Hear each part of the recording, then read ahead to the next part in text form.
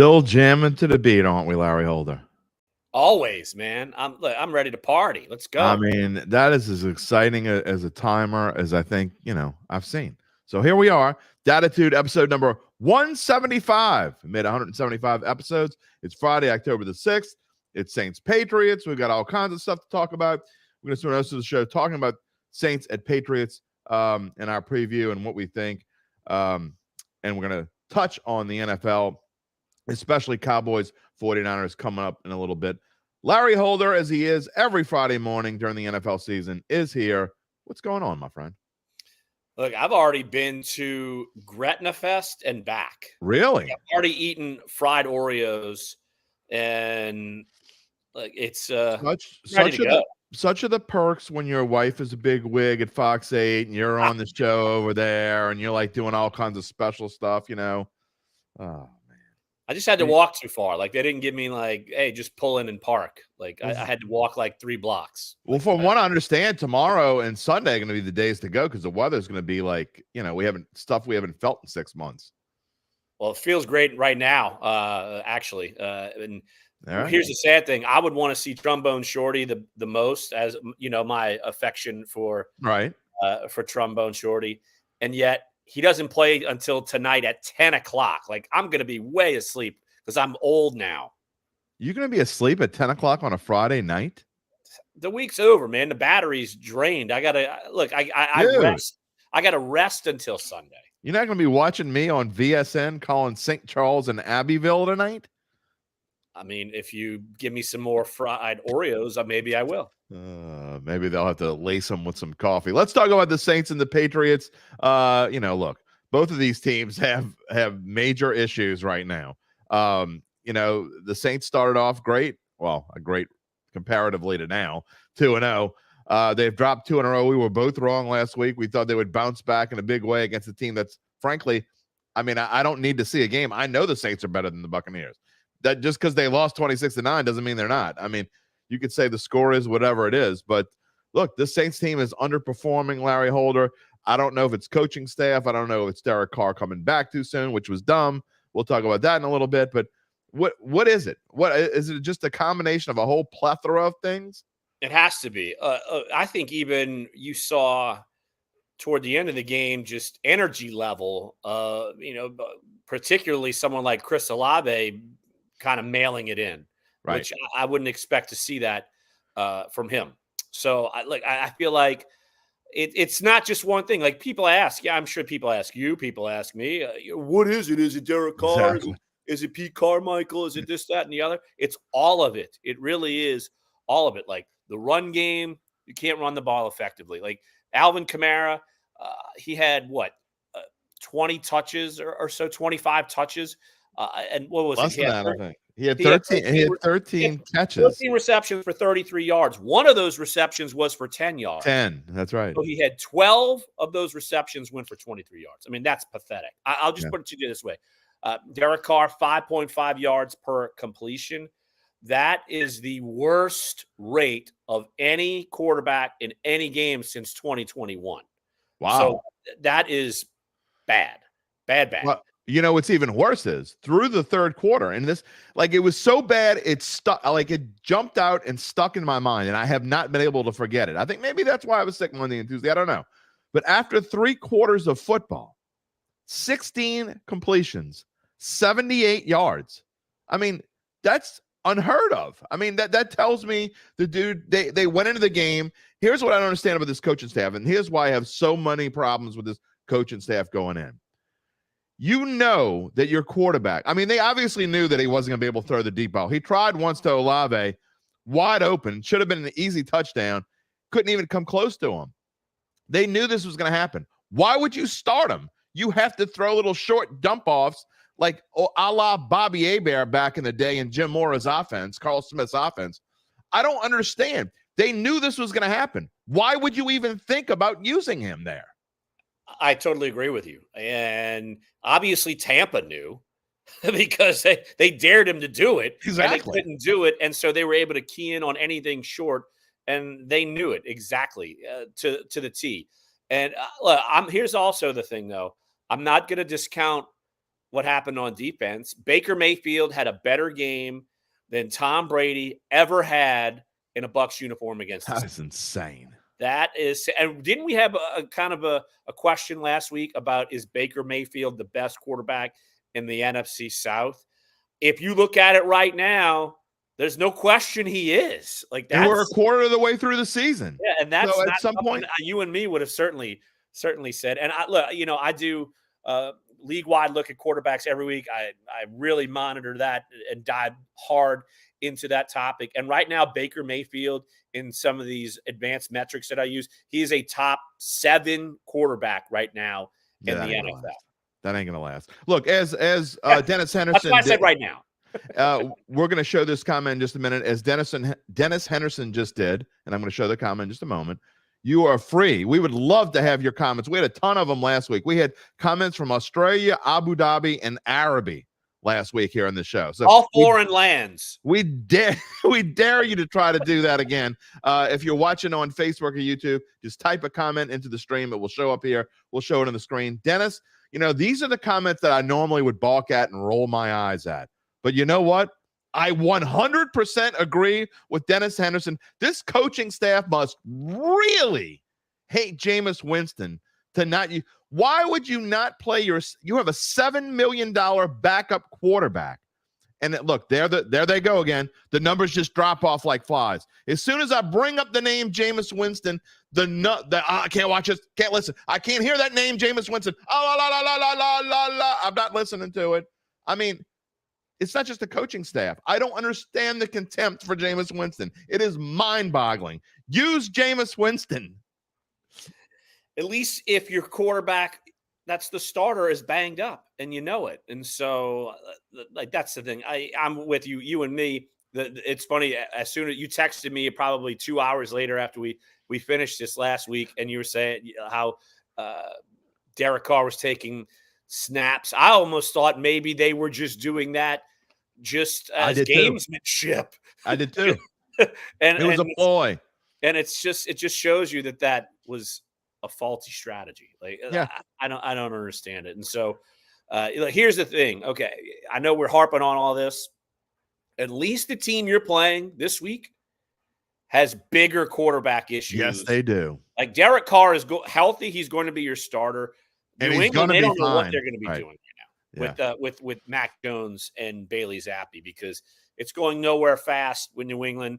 Bill Belichick, the shine on him is certainly being a little tarnished. And they what they did in New England is they tried everything to kind of make the offense cater to Mac Jones, and it still is not working. Like, I don't blame Bill O'Brien. Like, I think it's just they need something new at quarterback, because I'm rambling on about the Patriots in the future, but if they draft a quarterback, I think Bill O'Brien could actually be a good coach for that quarterback.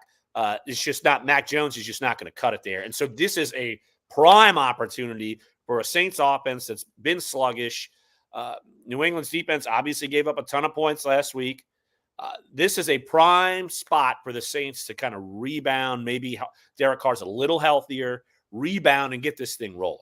All right. I've got my I'm not going to say I'm not going to be negative again in this show, because I probably will be. Yeah, right. But I've got it mostly out of my system. If you want to hear me go off, then listen to episode 174 from yesterday, because I went off yesterday in my monologue. Uncle Big Nick was on the regular. Wherever you get your podcast, search for Dattitude. It wasn't a live version. It's not video. It's my regular podcast. Comes out on Thursday, and I wasn't able to do a podcast Monday. So I let it all out yesterday. It was apparently a 24-minute diatribe. There you go. So, but with that being said, the positive for the Saints this week, because there are positives. The positive is, and Larry just touched on it, the Patriots might be in a worse boat than the Saints. And I'm not just talking about it for the future, because Mac Jones, for the future, they're definitely in a way worse boat. I don't know where this Patriots team goes from here. Belichick is even though I think he's the greatest coach that's ever lived in the NFL, I also think that he's at the end of his rope. He's 71 years old. I predicted before the season this would be the last season for Belichick and Saban, and I still think it's going to happen. And I just don't know where the Patriots go. Mac Jones is not the answer. Is Bailey Zappi? We may find out this week, because I think the leash is super short on Mac Jones. They cannot wait any longer. I just don't, but their offense isn't any good anyway. Right. You add up the pieces, and it's not like Bailey Zappi. He was the answer. Like he won a couple of games last year, but then came back to earth, and they started Mac Jones when he was healthy.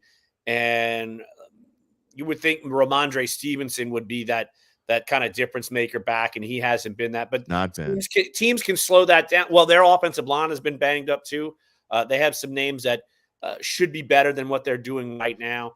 And then you look at them look, we're talking all offense, but defensively, their secondary is decimated. They lost Matthew Judon. They're one of the best pass rushers in the NFL. He's out, and he could be out for the year. Christian Gonzalez could be out for the year. They had to trade for J.C. Jackson from the Chargers, a guy who they had, and he played very well with them. But the Chargers misused him, and then he got hurt. And now they've traded him to come back. So they're in a heap of trouble. So their pass pressure should be dampened when they come play the Saints this week. Their secondary is decimated. All of it adds up to the Saints having to bounce back. And yet, if they can't figure out their own issues, it's going to be this 12-9 snooze fest. And you're just hoping and praying that the Saints could just pull this one out, even though they really should. They're a better team than the Patriots. Normally when I see as a handicapper, because obviously I think first as a sports bettor, I think analytically, like my mind is working like, what is the general public thinking? I'm going to do the opposite. So here's a case where what Larry just said about 12-9. I mean, that's obvious what this game's going to be. So I would go the other way. I would take the over, but I can't even do that here. And we'll make our predictions in a little bit, but I can't even predict that this game is going to be 24-20 because I don't understand how either one of these teams could possibly score unless the Saints figure out a way to get Alvin Kamara involved more, Taysom Hill involved more, and both of them are effective. Chris Olave throwing the ball beyond 4 yards. I mean, they got to do something. But, I just don't see this. I think this is going to be on the two defenses, Larry. And, with that, the Saints have to have the edge, even though you see their numbers are starting to slip. Every week I put these numbers on the screen. They're now double digits. There were single digits. The Saints were, 4th, then 7th, then 9th, and now they're 11th in total defense. Both numbers, they're passing. They're 14th, middle of the road. Run defense, they're 11th. I mean, is the defense going to play better than it played last week? I mean, that defense is still good enough to beat New England. They just tired? I think part of it is that they know the offense is a shell of what it should be. And look, sometimes when that happens, the margin is razor thin, and one screw up with the Broncos. It can compound. And so, this has started ever since Carr got hurt. Yeah. Like it started fourth quarter of Green Bay when it kind of snowballed. And now you're seeing the offense is going nowhere, and it's all on the defense's shoulders. And they know if they let up, they don't have really a supporting cast on the other side of the field to help them out. So I think that I think the Saints defense is still good. I don't think I'm not worried about that. But until we started this thing a few weeks ago, I was always in see it to believe it mode with the offense. Right. And I'm not seeing it, and I'm not believing it right now. It's just what it is. Scott Donald. It's a long one, but basically the gist of what he says is negative Nelly. I can't blame him. I don't blame anyone that has super negative comments. I mean, again, these are comments that I normally would kind of roll my eyes at, show for 2 seconds, and move on.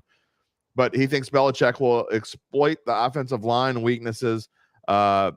Will lose because of 2 reasons. They have home field advantage. They have better coaching. This comment is kind of shows the ups and downs of a fan, right? And I'm not being funny here. I mean, the emotions of any team, NFL team's fans throughout a season. Imagine if you were a New York Jets fan. And, you start off the season, you couldn't have any better feeling going into a football season than the Jets have had because they've been so bad.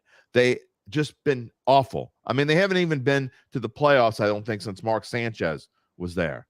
Right. And so, and they're going through, and the fourth play of the game, Aaron Rodgers is out for the season.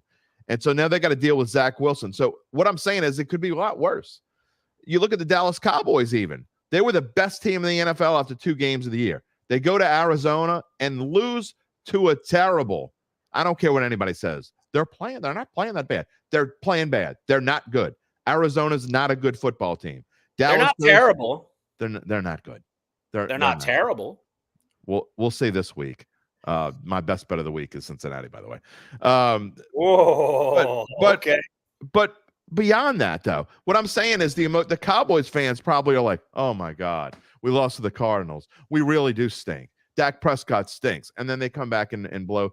So what I'm saying is if you're a Saints fan or if you're a fan of any team, and I'm guilty of it too, you can't get caught up on 1 or 2 games. But what we've seen from this coaching staff on offense especially, and look, Pete Carmichael, I really think his biggest problem is that he tries to outsmart himself sometimes. Probably goes back and says, I wish I didn't do this. I wish I didn't do that. But last week, I think he just didn't have a clue. I don't think they knew what to do with Derek Carr. Again, I go back to why wouldn't you use Jameis Winston? Because I think they didn't know what to do. Larry, tell me if you think I'm wrong. I thought the offensive line played its best game of the year. Yeah, the offensive line was not the issue last week. It just wasn't. And it was the fact that you couldn't get anything past 5.5 yards per average per completion. I mean, that's, like I said, that's terrible. Like worst in the entire 2022 and 2023 season. Like the worst rate of any starting quarterback to start a game. Yeah. So you're not going to win a game doing that, period. And it's something that you don't gloss over it when you start off 2-0. You think, okay, this thing's going to kind of get on track. And then you lose 2. The offense is not much. The offense got better for 1 half of football against Green Bay. And one of those touchdowns was not on an offensive drive. So you've seen 1 half of good offensive football overall, like period. It hasn't been consistently good. That period, it was consistently good. And then Derek Carr gets hurt. When you go 4 games without scoring more than 20 points, you got a major problem. Dennis is back with another comment that I really like because I'm glad he said this because it was something that I wanted to bring up earlier and forgot. Any concern and I mean any quarterback. This is what I was thinking about this morning. This was going to be one of my topics, and I completely forgot in the rush of getting everything together this morning. Can any quarterback look good with this coaching staff? And let's go back to when they were looking for a quarterback who was going to replace Drew Brees. So even before Derek Carr, if you think about who they could have got then, and you can go any of the last 3 years, pick any quarterback that's been available that the Saints realistically could have brought in here. Is there any so if you hate Derek Carr, if you hate Jameis Winston, it doesn't make a difference. If you hate any of these guys, you don't like them. They don't fit the system. You don't think they're good quarterbacks. They're overpaid. Whatever it is there any quarterback out there that would look good with this coaching staff? Let me go through some of the quarterbacks who were available. Russell Wilson, no. But I don't trust Russell Wilson in general. So no. I don't think it would work anyway. Matt Stafford, no. I don't think but because at this point, I don't really trust. He's still throwing the ball all over the yard, but his passer rating's below 80 right now. So no. Lamar Jackson, if you catered it right, I feel like he can at least move. But he would have financially just killed this team. Sure. Deshaun Watson, do you think he would have been successful in this offense? Not with his troubles. I think that maybe by now, possibly, but he went through so many issues. I don't know that the Saints could have lived through all that. Well, I agree, but they were in the hunt. Like if the deal would have been right, I don't think anything would be better now. So to answer your question, no, I don't think things would be better right now. Any quarterback that was realistically available, or you could have drafted. I don't think that would. You want to say Brock Purdy? Brock Purdy, maybe? Yeah, maybe. But I don't know. I don't know. You don't exactly have the It same wouldn't have made any difference last year, really, though. And would he have gotten a real chance? Probably. He probably would have got a shot with all the problems the Saints have had and injuries the Saints have had. He probably would have got a shot here. Here's the thing. I just think that if the quarterbacks were available, I mean, there's a reason why they're available. Like Lamar Jackson really wasn't available. Right. He wasn't going anywhere. Right. Correct. But all of these quarterbacks, you don't make a great, like, okay, Aaron Rodgers, like he was technically available. Yeah, but he would have never come here. Right. Exactly. So here's the thing. The pool where you are now, like you would have had no chance of getting any of the top 12 quarterbacks in the NFL. Yeah. And Derek Carr is basically the best option that you had. Zero question. For a roster construction that you have. Like you have enough pieces to the puzzle that you can win this division.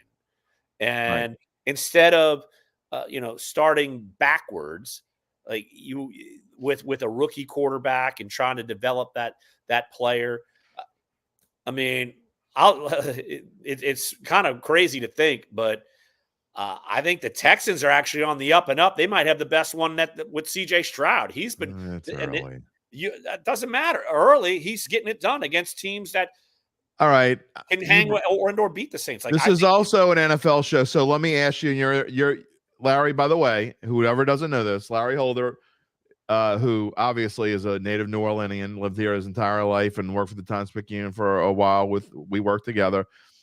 Moved on in the Athletic. Now covers the NFL for the Athletic. So let me ask you, you talk about all these different quarterbacks and the rookie quarterback class especially. If you went back, would you change your opinion on who the number one quarterback? It was a consensus. Bryce Young was the consensus number one pick. I think almost any reasonable NFL fan, I mean, there were some doubters and haters of Alabama and whatever, but if you went back, would you change your opinion on who should be the number one quarterback, knowing what you know now? No, I don't think so. I do think that that all of them. I think the top three can all be good NFL quarterbacks. Like I'm not discouraged by Bryce Young has gotten better each week. And that's what you ask for. It's not going to be great immediately, but the pieces around them, like they don't have the pieces. Here's the thing. I think C.J. Stroud is impressive because he really doesn't have many weapons around him at all, and he's playing well. And I think Anthony Richardson, he is someone that is more. You could shake your head, but you can work around him. You shouldn't have to work around anybody. If you have a franchise right now, you're working around like he can run. He's becoming a better thrower. So I feel like these quarterbacks have potential. Here's the thing: if you go back to the 2021 class with Trevor Lawrence and Zach Wilson and Trey Lance and Justin Fields and Mac Jones, I mean, which of those quarterbacks do you feel super great about right now? And that's none 3 of them. years in. Right, exactly. Even though Justin Fields, he's finally 2 games in a row, finally doing something. Well, Justin Fields in spots has so much athleticism that in spots you could take a coach, you could empty the sideline, have no one standing on the sideline and let him just do his thing. And there are going to be games where he looks like the best quarterback in the NFL. Then there are going to be other games where he looks like he's completely lost, whether you have coaching or not. So it was a big joke. He blamed his coaches and then, I'm not supposed to say that. I don't blame my coaches. I didn't mean to say that. But so there's a lot of quarterbacks that could look good on certain days.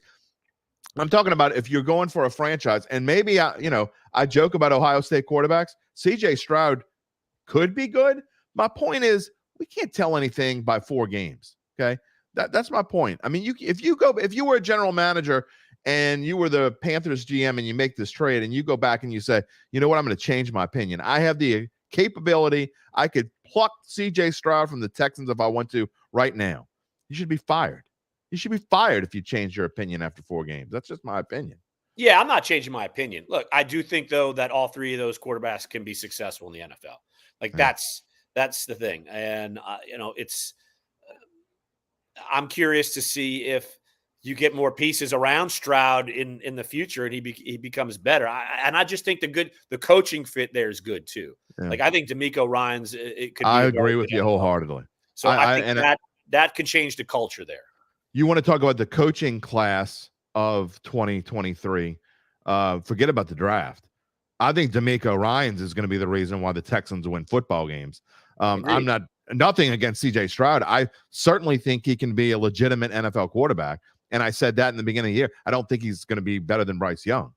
But I think the reason why the Texans are going to be better, and we see it here in New Orleans. I mean, you could say whatever you want. Look, I'm with the fans. I'm not usually with the fans, but I'm with the fans today.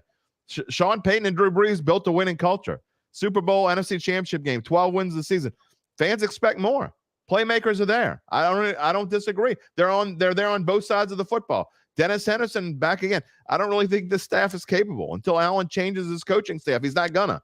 You know what though? Here's the problem that I don't think that Dennis Allen doesn't understand. His ass is on the line too. You don't do something different, and it could be anybody else's fault. It doesn't make a difference whose fault it is. You're the one that's going to lose your job, pal, and everybody else is going to follow with you. Barry, if Carr was sore last week and should have been rested but played, how can he not be sore this week? That's a great question. He's going to be sore. Larry, we talked about it after the game was over. Dennis Allen he said that there was swelling in the arm. It's the reason why Jameis Winston went in for that last snap and threw a pick, by the way.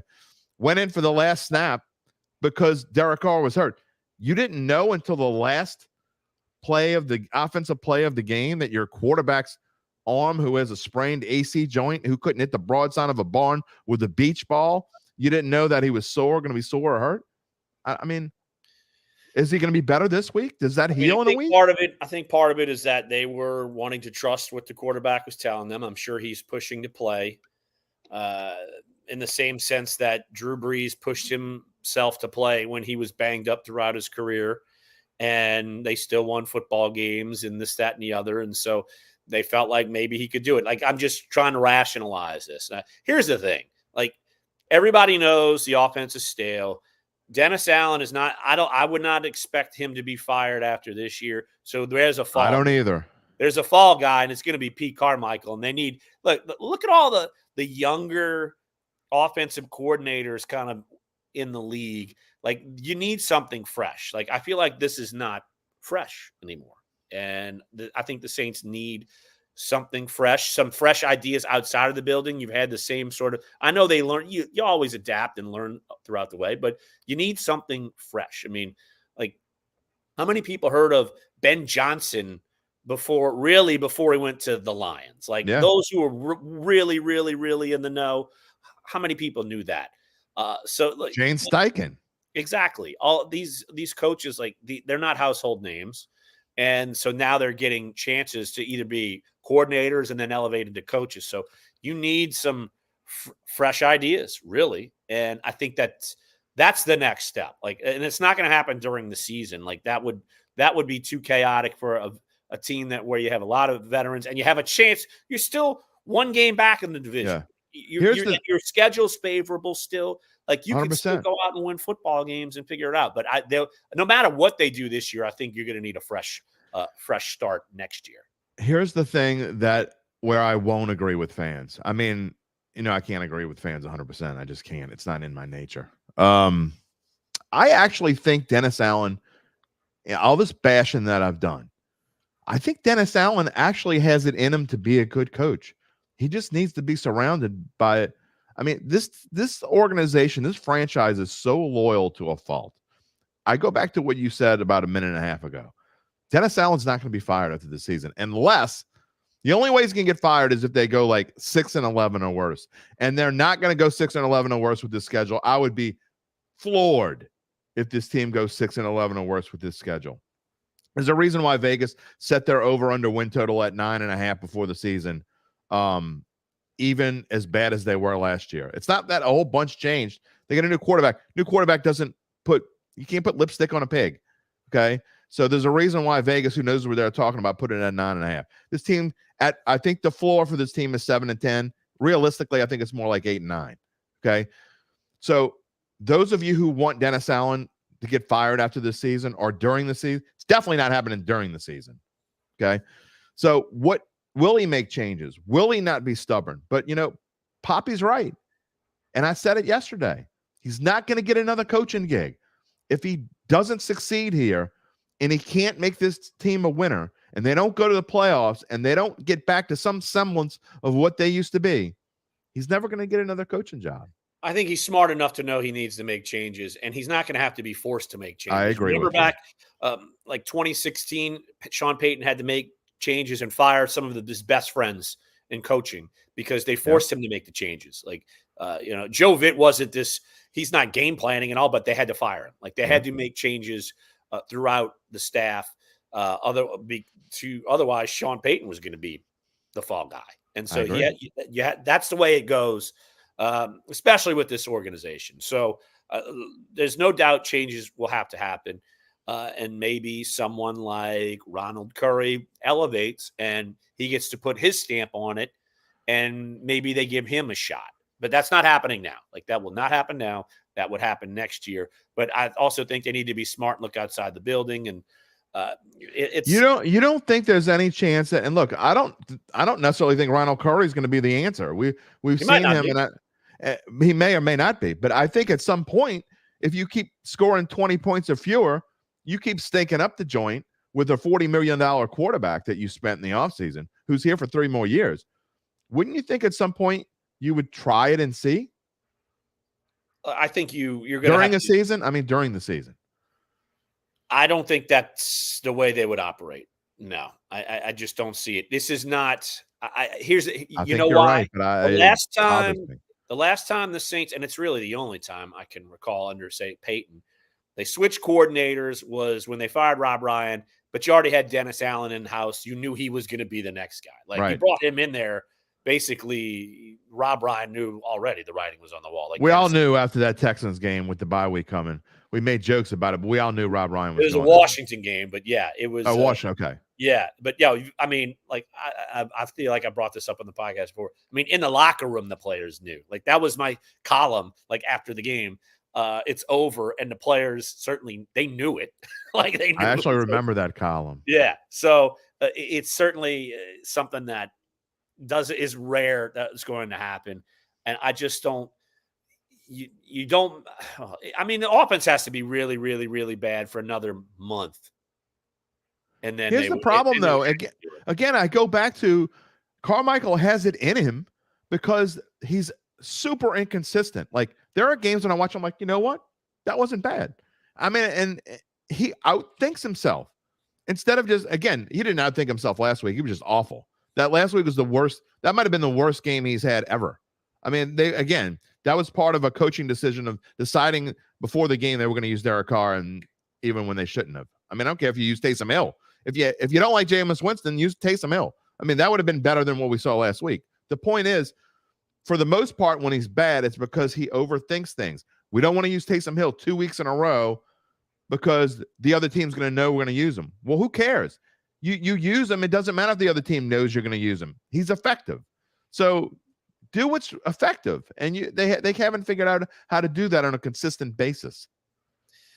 Well, that's in and of itself a monster juggling act, and it's the only team in the NFL that has this problem. Like, if you're going to use another, well, it's a problem when it hasn't been, like, it doesn't work. Like, they're not winning with this formula. Like, they haven't won consistently because they don't do it. He only carried the ball 4 times last week. That's my point. When he carried it 9 times a few weeks ago, 9 times for 7. I'm not saying he gets 75 yards every time he gets the ball 9 times, but if he carries it 10 times, I would be willing to bet the floor is 50 yards. The problem is juggling. That is an element that an offensive coordinator for 31 other teams does not have to deal with, because they're all, like, the good offenses are good enough that they don't have to do that. Like that, if the Saints offense was good enough consistently, they wouldn't have to use this guy. Like, they have talent. They shouldn't have to. I mean, you have Alvin Kamara, you have Chris Olave, you have Michael Thomas as like a 4th fiddle. You shouldn't have to. That's kind of my point. Well, I think you're overvaluing Alvin Kamara and you're overvaluing Michael Thomas at this point in their careers. Like, maybe I am. Here's the thing. Next offseason, you could be looking. Kamara could be gone, and absolutely. You're looking at another running back. Michael Thomas gone. Like that whole thing is going to be rebooted. Like you have to, and it's just what it is. And like I said, you're juggling things that other coordinators don't have to because the pieces they have they're not working, and you're forced to have to use Taysom Hill. And it's maybe that doesn't fit Pete Carmichael with what he wants to do. Like, and another offensive coordinator, when they come in, do you think they're going to be like, oh man, I'm going to feel pressured that I have to use Taysom Hill? No, go away. We want the pieces to actually run a real offense. You don't have to put in a quarterback to go do all these things. But it works, Larry. When has it worked? Like, when has it worked well enough that the Saints have played winning football? When's the last time they've been to the playoffs? They've had Taysom Hill the entire time. But they used it when Sean Payton was here, and it worked when Sean Payton was here. That's 3 years ago when you had pieces that were younger, offensive line that was better. Like, the pieces have fallen off. Like, when they used Taysom Hill the most this year against Carolina, that was the most they've used him this year. That was by far the best game this team has played as a whole. They won, and you can blame it on the Carolina stinking the high heaven or whatever you want to blame it on. But the fact is that the Saints played their best game of the year, and Taysom Hill touched the ball. He had 9 carries for 75 yards. He was used more in that game than he's been used the last 2 games combined. So we can sit here and debate whether Taysom Hill is effective and 31 of the teams don't have the problem. It's not a problem. You just don't know how to do it because other offensive coordinators don't know how to do it. You've watched Sean Payton do it for 6, 7, 8 years, however long Taysom's been in the league now. It was successful when Sean Payton was here. I know that Pete Carmichael is not Sean Payton. I understand that. But, I mean, look, go through your little clipboard that you used under Sean Payton. Somewhere in there, quit outsmarting yourself. Just use the damn plays that worked before. Do you know why it also helped when Sean Payton was here? The offensive line was better. Hill? They had Drew Brees, like a viable quarterback. Like, come on. I don't like people. Taysom Hill is not the answer. On Drew Brees being gone. I'm not blaming it all on him. I'm not saying you. I'm blaming it on wear and tear. Like, we're talking, like they still didn't make the playoffs when Sean Payton's last year, and they had like that playoffs. But they went 9-8 with a team that was decimated, that had 4 different quarterbacks start, and that team still went 9-8. I mean, the fact that team went 9-8 is incredible by itself, but that shows you that this group should be able to go 9-8 because this team is so much better. I mean, like light years better than the team that was here in 2021. Incredibly better. The only part of this team that's not better than the 21 team is the offensive line. That is literally the only part that's not better. So you can't explain. I need someone to explain to me why this team can't go at least 9-8. Because they don't look like a 9-8 team right now.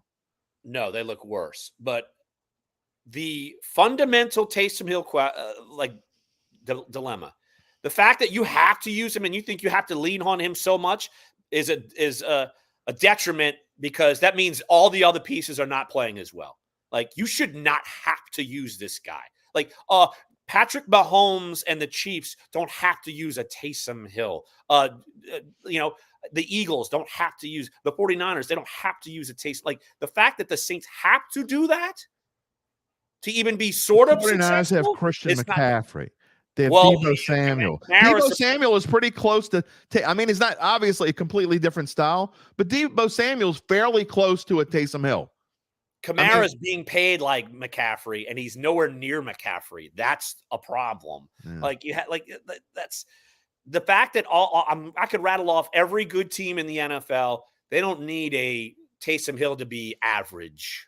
Yeah. Like that's to me that the fact that you have to lean on someone like this means you're everywhere else is deficient, because no other team has to do it.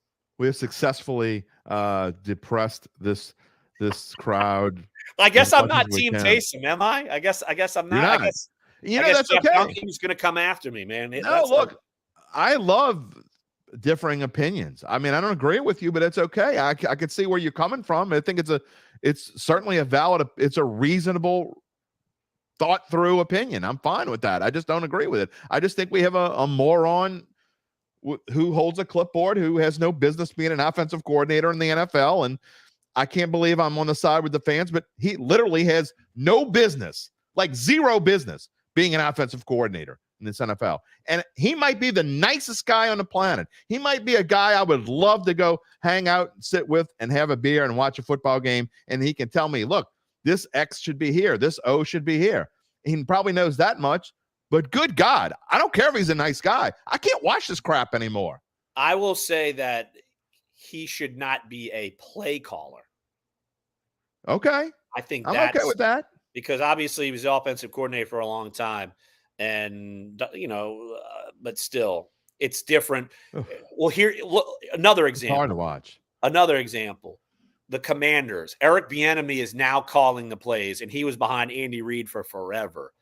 The offense didn't look great last night, but you're dealing with a young quarterback for the Commanders. Like, it's different when you're going to be that guy. And I think we have a sample size long enough now. Yeah. That we both agree they need a change in offense coordinator. I'm just saying the sample size is big enough to know that you need that change. But it's not happening now. So you got to make do with what you got. You know what? We can disagree on some things. I agree with you that it's not happening, and not because it shouldn't happen, because they're stubborn. They're this organization, not just Dennis Allen. I'd be willing to bet. I don't know this for a fact.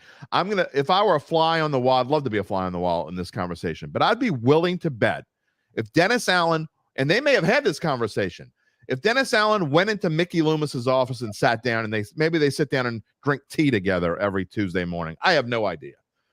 But if they did, and Dennis Allen said, you know what, Mickey, I think we need to make a change at offensive coordinator. I don't want to do it, but I think I can't take this Pete Carmichael crap anymore.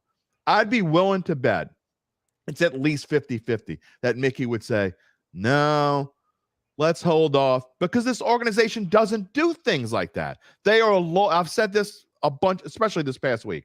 They are loyal to a ridiculous fault, the San Andreas fault. They are that ridiculously loyal. It's great in some places, in some businesses, not in football. I mean, there are other businesses, there are other teams that don't do that kind of crap. And so if you can't make the change, or you don't have the cojones to make a change, then you're doomed to be mediocre. I think that Mickey would actually, if Dennis went in and said he wanted to make a change, I think Mickey would say, like, okay, this is your staff. We see the results. They'd make a change. But I don't know if Dennis has enough gumption to say, all right, let's do it. Also, they're 2-2. It's not the end of the world in the standings. They probably think, all right, maybe we can improve this. Let's give this more time with a new quarterback. So, yeah. Look, I think, though, that if Dennis went in and said, let's make this change, I think everyone would be okay with it. But I think ultimately it would be Dennis's call, because it's his staff. And, I mean, Dennis, look, it's not like Pete is Dennis's guy. Pete was Sean's guy. And Dennis might be relieved when this happens. But right now, I think Pete would be relieved when it happened. I got to be honest. I look, he didn't want this job in the first place. I think we all know that.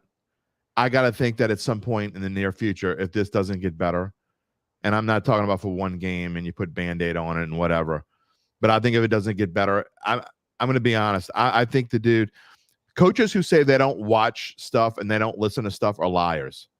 They absolutely watch stuff and they absolutely listen. I'm not saying he's listening to what I have to say, because I'm nobody.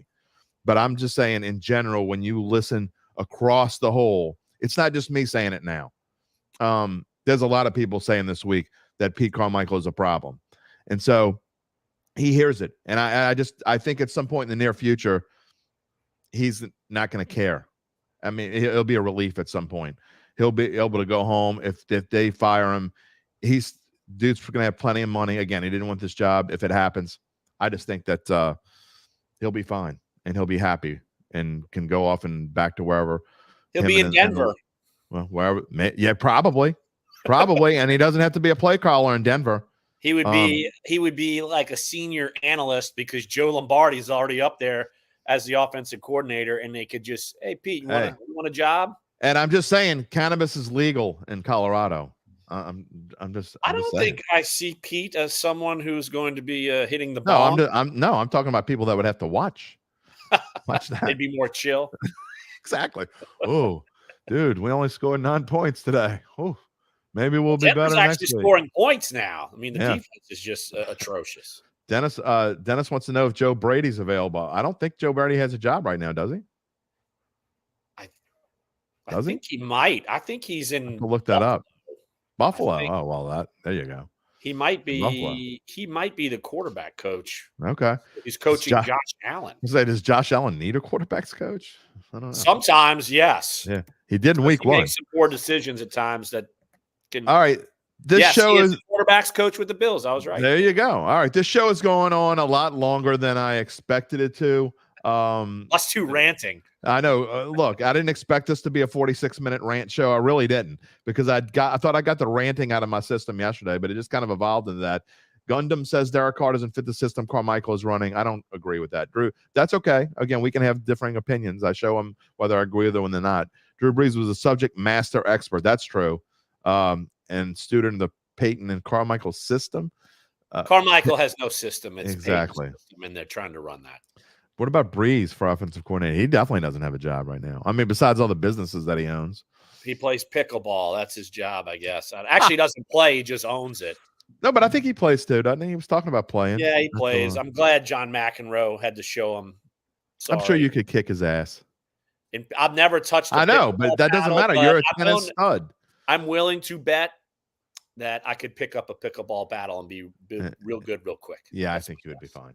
All right, let's make our predictions. There is one NFL game that I want to talk about, and I'm going to bring it up briefly before we go off the air and get your opinion on it.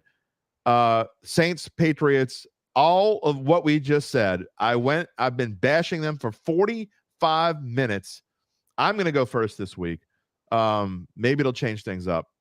Whenever we both agree, we're usually wrong. So I guess if you're a Saints fan, you probably hope Larry picks the Patriots, because I think the Saints bounce back this week. I understand it's Belichick. I understand the offense.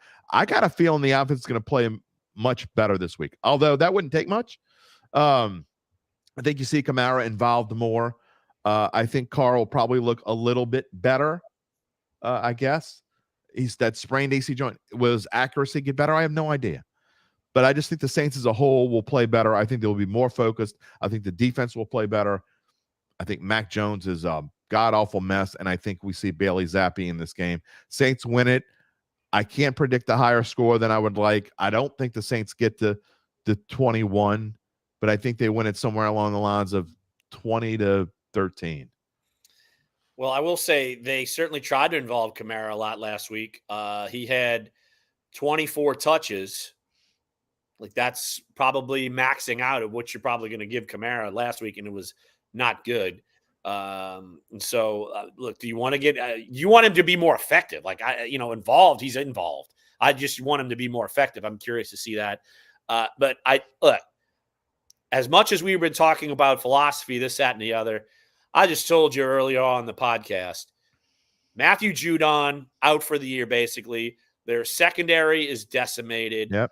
And I feel like the offense is totally stagnant. Like, New England is in trouble on both sides of the football. I at least feel like the Saints aren't in trouble on both sides of the football. Yeah. I think they can have Mac Jones make some mistakes. And I think the Saints, I know, like you said, we agree. We're going to agree again. Uh-oh. I will go Saints 17, New England 14. You see on the series notes there at the bottom of the screen, what I find interesting is not the fact that the Saints are 5-10 all time against New England. A lot of that is Brady, and they didn't know how to beat Tom Brady. Even Drew Brees had trouble beating Tom Brady, except in 2009 in the Dome. That was crazy. 28-13 was the last time they played. These two teams aren't all that much different than they were 2 years ago. Saints scored 28 points, and Jameis Winston only threw for 128 yards, 2 touchdowns. And by the way, if someone doesn't have a great offensive day, I'd be glad to put another person. No one else had a great day either. Alvin Kamara, I think, only had like 70 yards that day. So it wasn't like it was the Alvin Kamara show. The defense balled out. You see Mac Jones threw for 270 yards and a touchdown, but he also threw 3 picks. I think the defense, Larry, this week will be fired up and looking more like their old self. Sometimes you talked about it when the offense stinks, that the defense kind of falls a little bit and say, look, I'm tired of carrying you on my back. I think it's going to be the opposite this week. I think they're going to go through and be mad at themselves. They've played 5 bad quarters in a row now. I think the defense really steps up this week.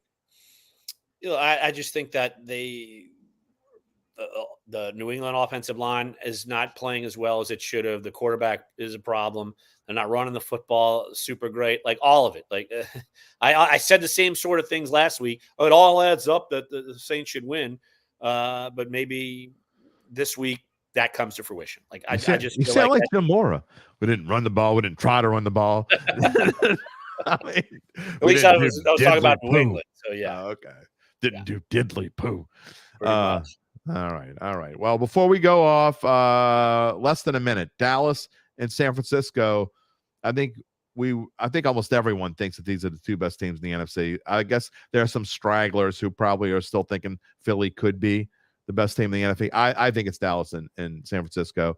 I used to love when these 2 teams would play back in the day. What do you see on this matchup going into this week? Well, I still think Philly's better than Dallas, but I don't think Philly's better than San Francisco at this point. But look, I think it's going to be all-star matchup.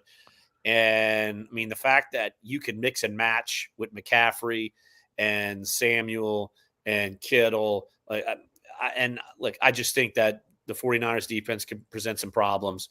I think 49ers are going to win this game. Okay, well, here's where we differ. I still think that the Cowboys are the best team in the NFC. Whether they end up as the Super Bowl, I think they're going to end up in the Super Bowl, but you can't discount the fact that how bad they've been in the playoffs. But this ain't the playoffs. The Cowboys have won, I believe it's 7 of the last 8 regular season matchups in this series. And the last time the Cowboys lost in San Francisco, the quarterback for the Cowboys was Troy Aikman, and the quarterback for the 49ers was Steve Young. 1997 is the last time Dallas lost in San Francisco. I don't think it's going to happen here either. I think the Cowboys will have everyone jumping on their bandwagon again after this week is over. I do think the 49ers are really, really good, but I don't think they're as really, really good as everyone's making out for them to be. We'll find out. I got Cowboys winning this game, and I think it's going to be a very fun game to watch. I love, by the way, Cowboys in a teaser. I think the line's now down to 3.5. It was 4. But in a teaser where you get 6 points betting a parlay style bet, you got to take 2 teams. You get 6 points on both sides. Cowboys at +10 or +9.5, paired with someone else like Jacksonville at +11.5. Pretty interesting bet this week. I also like the Bengals, as I said, is my best bet. You obviously laughed at that. You like the Cardinals? Best bet? I don't know. Like Cincinnati's lost to some teams that are when they turned it on last year. Well, they better get Joe Burrow a new calf so he can move. Because guess what? That is a problem. It is definitely a problem. But we keep raving about Josh Dobbs, who's been in the league for 7 years and has 1 NFL victory to his credit. I just wins aren't a quarterback stat, I've been told. Oh, just like they're not stats for pitchers either. Right. It's not their fault. That most certainly is not true. Larry, we'll do it again next Friday. I'd like to say it's been a lot of fun, but all we did is bitch for 54 minutes. Well, we differed opinions. I will say, look, we had a constructive conversation about Taysom Hill. Like the fact that if you have to lean on someone like Taysom Hill, you're not very good. That's my moral of my story. Again, I don't necessarily agree, but I appreciate the opinion. I think it's very well thought out and enjoy it. Well, next week, who knows? Maybe we'll be upbeat and uplifting, and we'll have people from Abu Dhabi coming back again. I mean, I don't know what the Arabi Nights or Arabiites. What do you call people from Arabians? I don't know. Like I said, Arabians? I just know Algerines. Algerians. We're in this love together. That's right. All right. On that note. All right. See you next Friday as I do every Friday. When I'm done with Larry, I will go and download this and add my monologue. I promise not to go off on a tangent. This will serve as the tangent. I will just, say nice things about butterflies and rainbows and Who knows what I'll have in my monologue? Wherever you find your podcast, search for Dattitude. It'll be up, I don't know, around noonish. Have a great weekend, everybody. Enjoy the Saints-Patriots game. I think. Enjoy LSU, Missouri. Who's going to win that one? We'll find out. I think. We'll see you next Friday. Peace and love, my friends.